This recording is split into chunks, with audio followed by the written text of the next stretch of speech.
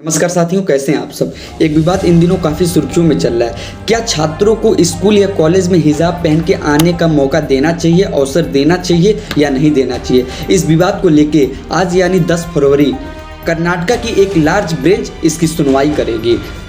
क्या धार्मिक अधिकार किसी स्कूल में लोगों को या छात्र छात्राओं को धार्मिक पहनावा पहनने का अधिकार देता है, स्वतंत्रता देता है या नहीं देता है। कर्नाटक के उडुपी पीयू कॉलेज में, गर्ल्स कॉलेज में 6 मुस्लिम लड़कियों ने कर्नाटक हाईकोर्ट ने एक पीआईएल दाखिल किया है और अपनी याचिकाकर्ता में कहा है कि उनका हिजाब पहनना उनका संवैधानिक अधिकार है। और स्टूडेंटों की तरफ से जो उनके वकील हैं संजय हेगड़े साहब हैं, काफ़ी जाने माने वकील हैं संजय हेगड़े साहब।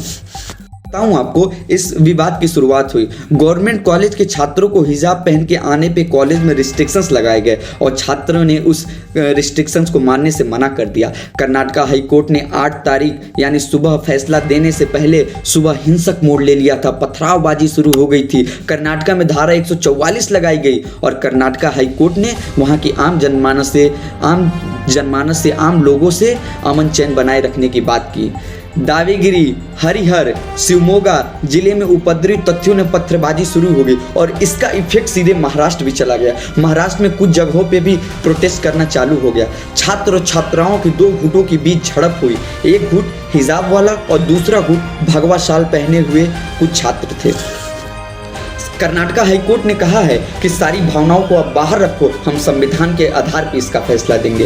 हिजाब पे रोक पे चुनौती देने वाली छात्राओं की वकील संजय हेगड़े साहब ने कर्नाटक हाईकोर्ट में दलील देते हुए कहा है कि सरकार के कुछ अदालती फैसले हिजाब पहनने पे रोक लगा दिया गया, लेकिन पवित्र कुरान इनको जरूरी समझता है, इनको इम्पोर्टेंस देता है हिजाब पहनने पे।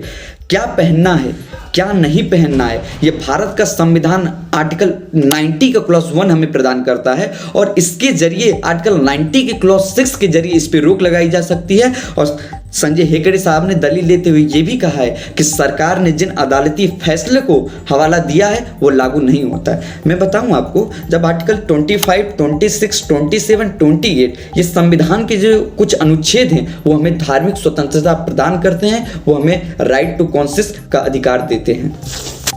मैं ये भी बताऊं आपको कि 2016 में एक केस आया था, आहाना बशीर बनाम सीबीएसई एआईपीएमटी का मामला आया था, जिसमें केरल हाईकोर्ट ने कहा था कि मुस्लिम लड़कियों को अनुमति दे दी थी कि आप सीबीएसई एआईपीएमटी के एग्जाम में हिजाब पहन के जा सकती हो।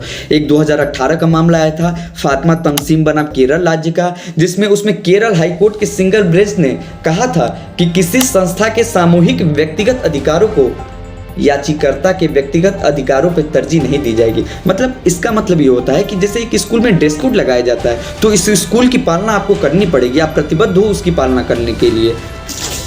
जब हम अदर कंट्री की बात करते हैं तो फ्रांस ने 2004 में स्कूल में हिजाब पहन के आने पर रिस्ट्रिक्शंस लगा दिया। रूस ने 2012 में रिस्ट्रिक्शंस लगा दिएगा। डेनमार्क ने 2018 में हिजाब पहनने पे भी रिस्ट्रिक्शंस लगा दिया और इस पे फाइन भी लगा दिया, प्रतिबंध भी लगा दिया और जुर्माना भी लगा दिया। जब आईपीसी के सेक्शन 70 में हम जाएंगे तो उसमें आपको फाइन का प्रावधान मिलेगा।